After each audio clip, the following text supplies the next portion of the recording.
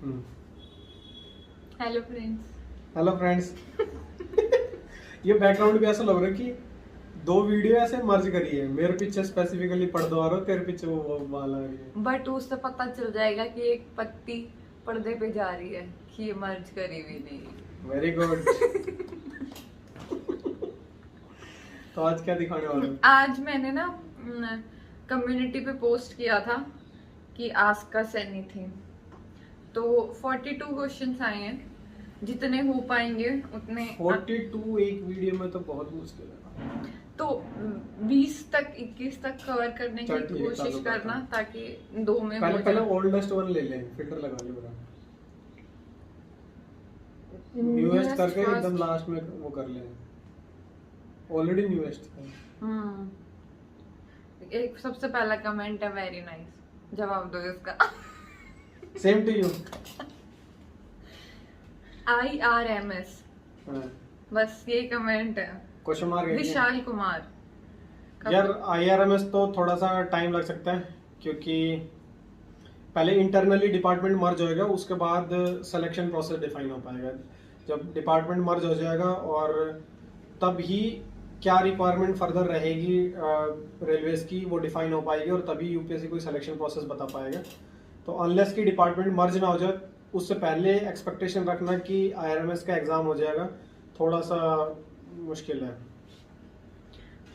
एक कह रहे करवा चौथ ऐसे भी मनाते हैं क्या? कैसे? बताओ, जैसे तुमने मनाया था। करवा चौथ मैंने शादी से पहले मनाया था, उसकी कोई वीडियो भी नहीं है। फोटो डाली होगी। ये आज वाली उस फोटो पे कमेंट आया है। अच्छा, वो तो हम ऐसी एक्टिंग मार लेते हैं, कभी स्वाद आते हैं। ऐसे नहीं मनाते। Random pick. ये पिक सबसे बेस्ट है आप दोनों का। कौन सी? जो अच्छा, ये लगाई हुई है। हाँ। ठीक है, वो हमारी छत के ऊपर की पिक है और हमारे आसपास 3 आम के पेड़ लगे हुए हैं और बैकग्राउंड जो पेड़ है वो आम का ही है और इतने मोटे मोटे आम लगते हैं। 1 किलो का पौड़ एक पौड़ लगता किलो है का तो उस होता पे, है। हाँ। और जब वो गिरता है ना तो ऐसे फटके वो हो जाता है, फ्लावर बन जाता है, क्योंकि वेट बहुत ज्यादा होता है। अनलेस कि वो बहुत ही ऐसा स्मूथ टाइप सरफेस पे ना गिरे, थोड़ा स्पॉन्जी टाइप सरफेस पे ना गिरे। और तोड़ना ना के बराबर है अपने वाले का, तो वो 3 मंजिल 4 तीन से 4 मंजिल की हाइट आप लगा लो, इतनी हाइट पे उसके आम लग रहे हैं। हम तो सुबह सुबह बाटा मार के तोड़ने लग जावा। मैं तो पत्थर भी नहीं पहुंचता। बड़े अभी पत्थरबाज हो आप। ये लोग सिर्फ ये ध्यान रख रहे होते हैं कि मेरे सर पे न टिक जाए, फौजी इधर हो जा। फौजी तो हम पत्थर मारा, मैं और देव पत्थर मारा और ये महान इंसान भाग भाग के कैच करने दौड़े कि कहाँ आम आ रहा है। गलती से पत्थर कैच होगा तो सर ने कैच कर लिया तो ये दिक्कत है, मैं कर लो तो कोई दिक्कत नहीं है। सर एंड मैम, क्या आप पूजा पाठ देवी देवता में विश्वास रखते हैं? 3 2 1 करके एक साथ बताएंगे। ठीक। 3 2 1 हाँ। लो। नहीं रखते हो आप? ना, जो लॉजिकली अच्छी चीज है, जो हमने फील हो रही ये चीज ऐसे होनी चाहिए, वे होनी चाहिए। जो फील हो रही कि गलत है तो वो गलत है, उसको मैं पूजा पाठ का जो मैंने लगे ना, वो पहले कॉन्सेप्ट ऐसा था कि लोग बागों को डायरेक्शन देने के लिए कि ये चीजें सही है ये गलत है। बहुत लोग होते हैं उनको कुछ रेफरेंस चाहिए होता है, सही क्यों है ये गलत क्यों है, उनके लिए पूजा पाठ का कार्यक्रम स्टार्ट किया था। या बहुत लोग जो सिर्फ डर का बेसिस पे काम कर रहे हैं, तो उनको ये डर दिखाने के लिए अगर तुमने ये गलत किया तो भगवान आपके साथ ही ऐसा करेगा। तो ये एक आइडियोलॉजी है लोगों को एक सही डायरेक्शन में अच्छा इंसान बनाए रखने की, बस। और एक उम्मीद, अगर आप डिफिकल्ट सिचुएशंस में हैं तो उम्मीद बनाए रखने के लिए, हाँ, कि गॉड विल हेल्प टाइप करके। तो अच्छी चीज है, मैं ये नहीं कह रहा अच्छी चीज नहीं है, बहुत अच्छी चीज है। आप भगवान में मानते हो? मैं बिल्कुल भी नहीं मानते कि भगवान जैसा कुछ होता ही नहीं। कोई बात। नास्तिक है मेरा पति। सर, फैटी भाई का कौन सा ब्रांच है? फैटी भाई का मैकेनिकल एंड ऑटोमेशन है, जो बहुत सारे कॉलेज में भी है जिसमें ऑटोमेशन कंबाइन करके किया हुआ है। उसमें कुछ नहीं है, जो मैकाट्रॉनिक्स वाला जो पार्ट है वो इनका थोड़ा एक्स्ट्रा हो जाता है। सेंसर, एक्चुएटर्स और feedback mechanism, loops, CNC machines, ये सारी चीज़ें इनकी थोड़ी सी एक्स्ट्रा आ जाती है। हमारी भी होती है, बट हमारी एज अ छोटा कोई सब्जेक्ट एक सेमेस्टर में आ गया, कोई चैप्टर आ गया, इस टाइप से होता है। मैकेनिकल एंड ऑटोमेशन में ये डिटेल्ड होता है बस। जित्तू मैम का जॉब करने का मन नहीं करता क्या? इसका मैं रिप्लाई करूंगी, मेरा करता है और मैं जल्दी ही करूंगी। बट ऐसा नहीं है कि अभी एक्सट्रीमली मैं ऐसा मिस ही कर रही हूँ घर पे रहना। ये पीरियड भी बहुत अच्छा है। जिस दिन ऋतु मैडम बहुत बढ़िया जॉब पे लग जाओगी ना, मतलब फाइनेंशियली ऐसा स्टेबल टाइप्स हो जाएगी इंडिविजुअल जॉब के बेसिस पे, मैं छुट्टी ले लूंगा 1 साल की। हाँ ऐसा है। सर आपका लव है या अरेंज? ये तो बहुत बार आएगा question. Will see to this coming videos, coming time, coming years. All different job you tried before becoming an IAS and ma'am tried before becoming, आपने क्या क्या थोड़ा सा कन्वेंशनल क्वेश्चन है, थोड़ा टाइम लगेगा, 2-4 मिनट अगर देखो तो बता दूँ। कॉलेज में जब 3rd ईयर में था, तब हमको ऐसा लगता था कि कोई भी जॉब मिल जाए, कैसे भी जॉब मिल जाए। कॉलेज में मैकेनिकल में इतनी कंपनीज नहीं आती जितनी CS और IT में आती थी, और मैकेनिकल में आती थी तो वो 5-6 लोगों को ले जाती थी। जैसे मारुति आई 5 लोगों को ले गई, होंडा 6 लोगों को ले गई, और कोई कंपनी आई वो ऐसे 2-4-5-7 लोगों को ले गई।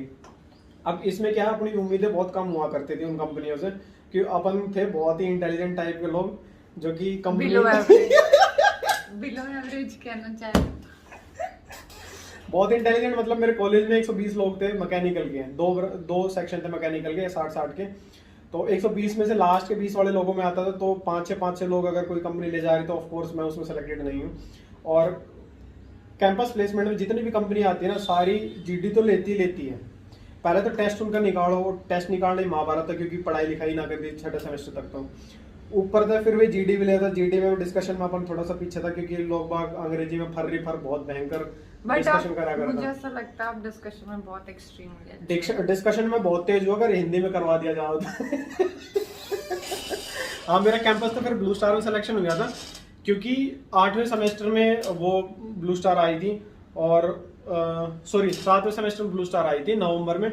और उस टाइम मैं मेडिजी का आधा कोर्स मेरा हो लिया था, मैंने कोचिंग करी थी, तो थोड़ा सा टेक्निकल नॉलेज मेरे को हो गई थी।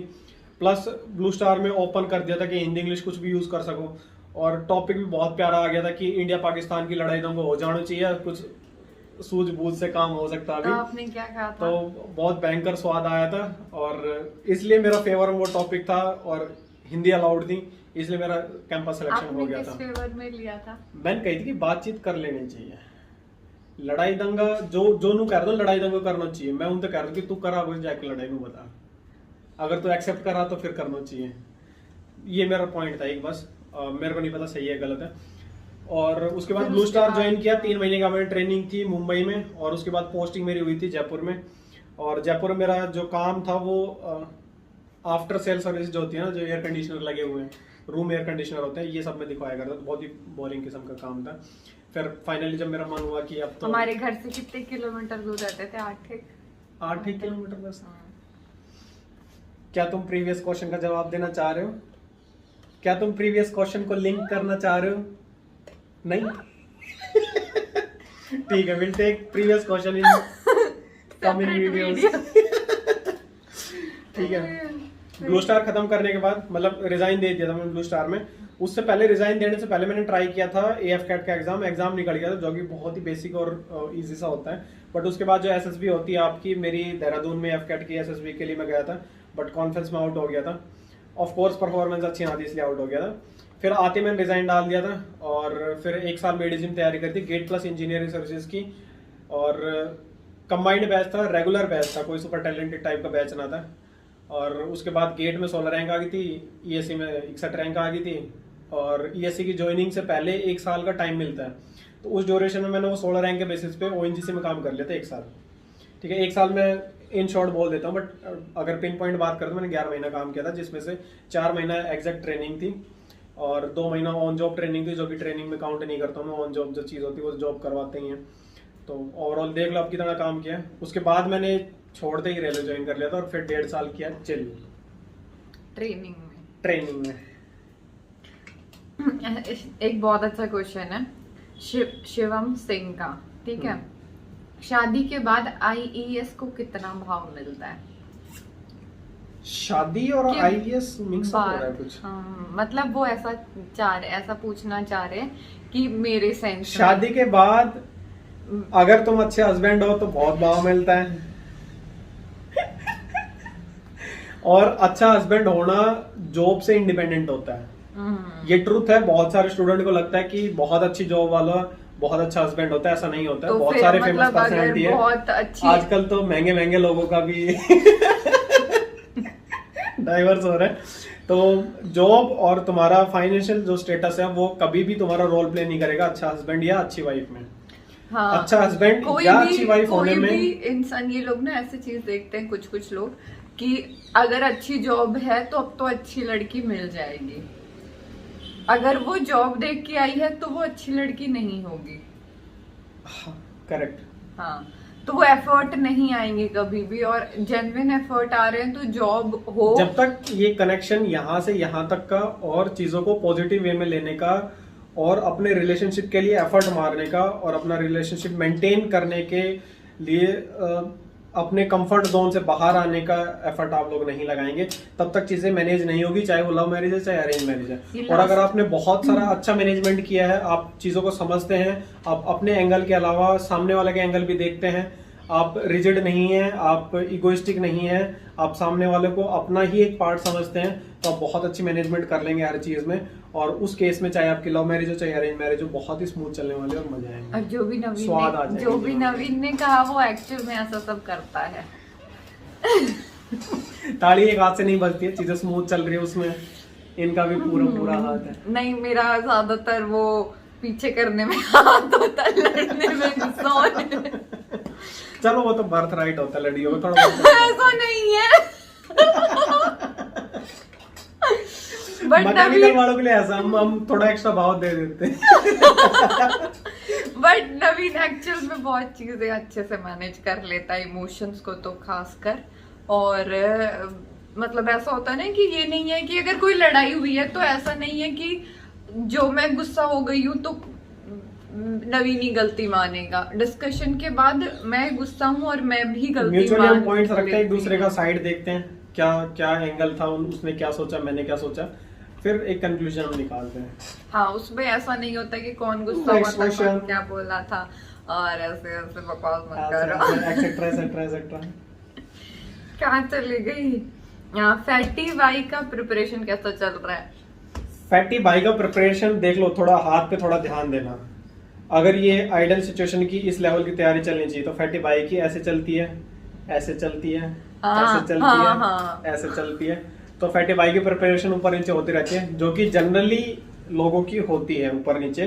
बट पॉइंट ये है, जब आप बहुत मोटिवेटेड है तो कोशिश करो वो डिप ना आए, क्योंकि जब मोटिवेटेड है और थोड़ी सी लापरवाही करी तो डिप आएगा ही आएगा।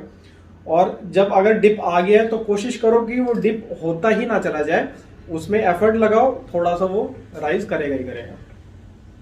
सर, एमटेक के बाद भी जॉब नहीं मिलता, क्या करना चाहिए? ऐसा नहीं कि एमटेक के बाद जॉब नहीं मिलता है, करना चाहिए या नहीं एमटेक? एमटेक अगर सिंपल शब्दों में कहूँ तो हायर स्टडीज में इंटरेस्ट है, स्टडीज में इंटरेस्ट है तो करो। सिर्फ जॉब का दिमाग में सेट करके अगर एमटेक के लिए जा रहे हैं तो बहुत भयंकर कटेगा। सर, अपनी सक्सेस स्टोरी बताएं। ऑलमोस्ट ये जो बता दिया है, सच बहुत बड़ी डिफिकल्टीज जीवन में नहीं रही है। सक्सेस स्टोरीज में जनरली मैं उस चीज को काउंट करता हूँ जो आपके जीवन में बहुत डिफिकल्ट फेज आया हो, फिर आप बहुत उससे मोटिवेट हुए या फिर कुछ और चीज आपने डाली है, फिर आपने कुछ अचीव किया। बहुत ज्यादा डिफिकल्ट पीरियड मेरी लाइफ में नहीं रहा है, ना फाइनेंशियली, ना सोशली, ना फैमिली बैकग्राउंड के हिसाब से। चीजें एवरेज टाइप्स रही हैं। और जो मेजर सक्सेस मैं अपना पूरी स्टोरी में मानता हूँ वो ये है कि जब आप तैयारी कर रहे हैं ना, तो you should be better than yourself. एक प्रीवियस डे में जो आप थे उससे कुछ बेटर रहो। जो गलती आपने पहले करी है वो रिपीट मत करो। अगर एक गलती आपने करी और रिपीट नहीं करी, साल में 300-400 गलतियां कर लोगे ना, तो अगले साल आप बहुत अच्छे इंसान, सक्सेसफुल इंसान बन जाएंगे। इस पे मैं बोलूं कुछ? yes. इसमें ना आपकी लाइफ का टर्निंग पॉइंट बता सकते हो कि ना जो आपने ब्लू स्टार में रह के डिसाइड किया कि नहीं मैं जॉब छोड़ के तैयारी करूँगा वाला? मैंने ब्लू स्टार इसलिए नहीं छोड़ी थी कि गंदी कंपनी है। ब्लू स्टार बहुत अच्छी कंपनी है, उनकी मैनेजमेंट बहुत अच्छी है, उनका एचआर बहुत अच्छा है। और हालांकि आउट ऑफ 100 10% लोग तो हर जगह बुरे होते हैं, और वो वही बुरे लोग अगर तुम्हारे बॉस बन गए तो तुम्हारी ऑर्गेनाइजेशन बुरी लगने लगती है। बट ब्लू स्टार ओवरऑल अगर रेटिंग दूं प्राइवेट कंपनी के बेसिस पे तो आउट ऑफ 10 में 7.5 रेटिंग दूंगा। बहुत प्यारी कंपनी थी। 2.5 नंबर मैंने सिर्फ इसलिए काट ली क्योंकि सैलरी अच्छी नहीं थी, और लिटरली मैं बताऊं मेरी सैलरी इन हैंड 50-60 हजार के आसपास होती तो मैं ब्लू स्टार कभी छोड़ता नहीं। ठीक है। एक बच्चा पूछ रहा है लॉट ऑफ नॉन सीएस और लास्ट क्वेश्चन लेंगे। Branch students getting job in IT sector, should we also try it? Okay, देखो यार, दो चीज होती है। एक वो चीज जिसमें आप बहुत कंफर्टेबल हैं, जो बाय डिफॉल्ट आपके नेचर में है, जो बाय डिफॉल्ट आपके प्रोफेशन में है, ठीक है। तो वो प्रोफेशन आपका, से फॉर एग्जांपल आप मैकेनिकल इंजीनियर है तो मैकेनिकल इंजीनियरिंग आपका बाय डिफॉल्ट प्रोफेशन हो गया, तो वो आप चूज करेंगे तो बहुत अच्छा रहेगा। इन केस आपने जब 12वीं के बाद चूज किया था मैकेनिकल इंजीनियरिंग तो वो आपने खुद से किया था, ठीक है। इसका मतलब ये हुआ आपका इंटरेस्ट बेस्ड आपका प्रोफेशन है, तो आपको कभी भी अपनी स्ट्रीम छोड़ के दूसरे स्ट्रीम में नहीं जाना चाहिए। और अगर आप आंख बंद करके याद कर रहे हैं और आपको लगता है कि 12वीं के बाद जो मैंने डिसीजन लिया था वो मेरा खुद का नहीं था, वो इम्प्लांटेड डिसीजन था, तो आप स्विच कर लें, अपने इंटरेस्ट बेस्ड चीजें स्विच कर लें। आईटी सेक्टर में अपकमिंग टाइम में बहुत सारा स्कोप रहेगा। मेरे खुद के बहुत सारे दोस्त हैं जो आईटी सेक्टर में अभी जॉब कर रहे हैं और बहुत अच्छा पैकेज उनका है। एक लास्ट क्वेश्चन ले लो। फ्लूइड मशीनरी कब पूरा होगा? इसका मैं जवाब देती हूँ। नवीन पूरा करने वाला था 2 दिन पहले, वो उसने टाइम भी दिया था, बट 2 दिन से ना कुछ वर्क मैं बता देता हूँ। हाँ। पहले तो मैडम थोड़ी सी बीमार थी, हाँ। तो उसमें थोड़ा सा वो मैनेजमेंट वाली चीजें आ जाती हैं। आपके लाइफ की प्रायोरिटीज आपको पता होनी चाहिए। ऑफ कोर्स स्टूडेंट्स को अच्छे लेक्चर मिले वो भी मेरी प्रायोरिटी है, बट उन सबसे पहले जो प्रायोरिटी है वो मेरे बगल में बैठी है। और अभी फिर मैंने जब दोबारा से स्टार्ट किया, मैंने लेक्चर बनाना स्टार्ट कर दिया था। एक बार YouTube पे लेक्चर लाने से पहले मेरे को खुद उसमें टाइम स्पेंड करना पड़ता है। अगर YouTube पे मेरा 1 घंटे का लेक्चर आ रहा है तो उसमें मेरा खुद का 2.5 से 3 घंटा लग रहा है। उसके बाद वो लेक्चर मैं YouTube पे लेके आ रहा हूँ, क्योंकि एक परफेक्ट नॉलेज शेयर करने के लिए और चीजें में क्या मिस्टेक होती है, क्या एरर्स होते हैं, मैं खुद से बैठ के थोड़ा सा प्रैक्टिस करता हूँ, फिर मैं वो डिलीवरी दे पाता हूँ। और अभी उतना टाइम मेरे को मिला नहीं है, हालांकि वो काम बीच में है, मेरा पंप्स का जो है वही रह रहा है बस, और उसके नोट्स मैं तैयार कर रहा हूँ, क्वेश्चंस मैं तैयार कर रहा हूँ, और बीच में थोड़ा सा वर्कलोड मेरा आ गया था 2 दिन के लिए। अब होपफुली संडे को मैं फ्री हो जाऊंगा। फिर संडे को ऐसा वर्कलोड आया था कि सुबह 5 से रात को 10 बजे तक गेट में तकने आ जा यार, आजा।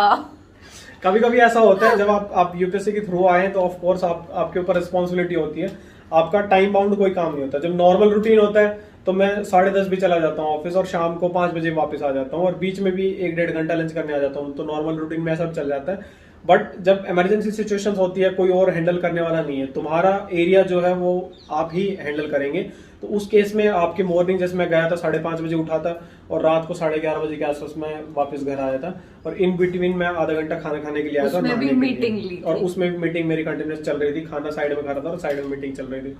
तो कभी शेड्यूल इतना टाइट हो जाता है, कभी बहुत लीनियंट हो जाता है। ये आपकी जो पढ़ाई का ड्यूरेशन होता है ना, वो एक ट्रेनिंग फेज ही आपका होता है। अगर आप कंटिन्यूस नहीं पढ़ पा रहे हैं, आप कंटिन्यूस मन नहीं लगा पा रहे हैं, इसका मतलब ये है कि इन फ्यूचर जब आपको वो सीट दी जाएगी, वो जॉब दी जाएगी और उसमें वर्क प्रेशर आया तो आप तो फैल जाएंगे, आपसे काम ही नहीं होगा फिर। नहीं, सही बात है। जब बच्चे बोलते हैं कि 7 घंटे में कोचिंग करके आता हूँ उसके बाद मेरा मन ही नहीं करता पढ़ने का, तो भाई ऐसा नहीं होता है, वो आपका ट्रेनिंग का पार्ट ही है। 7 घंटे पढ़ के आए आप कोचिंग क्लास में, ऑनलाइन क्लास लिए, उसके बाद 7 घंटे और पढ़ सकते हो, कोई दिक्कत नहीं। कल का मेरे कितना टाइम हो गया था, 5:30 से शाम को 5:30 कितना 12 घंटा, 12 और 5:30 से 11:30 6 घंटा, और 18 घंटे काम किया यार कल। एक्चुअल में आप पूरे वो मैक्सिमम टाइम आधा घंटा उसमें से नहाने का और खाने का लगा लो, और उन 18 घंटे में से 6-6.5 घंटे तो मैं खड़ा रहा हूँ कंटिन्यूसली धूप में। और धूप होती है, बगल में आग लगी हो तो और धूप होती है। तो जो आपका पढ़ाई का ड्यूरेशन है वो एक्चुअल में आपका ट्रेनिंग का पार्ट ही है। तो स्ट्रेस जो आ रहा है लो, उसको स्ट्रेस को लो, तब आप वो स्ट्रेस लेना सीखेंगे। एक्चुअल में जब मैं तैयारी कर रहा था तो दिसंबर और जनवरी में 2 महीने मेरा जो रूटीन था वो एटलीस्ट 12-14 घंटे का था, क्योंकि मैंने बहुत बड़ा पहाड़ उठा लिया था, मेरे को गेट भी करना था और ESC भी करना था, जो कि मैं बाकी लोगों के लिए सजेस्ट नहीं करूंगा। अगर आपको पता है आपको किस टाइप की जॉब चाहिए तो आप स्पेसिफिकली उसी चीज़ के लिए तैयारी करें। हाँ, थोड़ा सा रिस्क है अगर आप एक ही चीज़ की तैयारी करते हैं, बट हाँ लोड थोड़ा सा कम हो जाएगा। मेरी तरह दिसंबर जनवरी में तेल नहीं निकलेगा बट ठीक है, कोई भी चीज़ मतलब ऐसा नहीं होता कि यूज़ नहीं होती लाइफ में। अब वो मेरी आदत है, मैं 10-12-14 घंटे काम कर लेता हूँ, तो मैं कल मेरे को ऐसा फील नहीं हुआ कि मैं बहुत थका हुआ हूँ। हालांकि थका हुआ था बट ऐसा नहीं हुआ कि मैं मर ही गया हूँ। उसके बाद भी नवीन ने घर पे आके भी काफी इन्वेस्ट किए इमोशंस को घर को बैलेंस करने में भी। ठीक है, बाकी क्वेश्चंस नेक्स्ट वीडियो में। हाँ, बाय बाय फ्रेंड्स।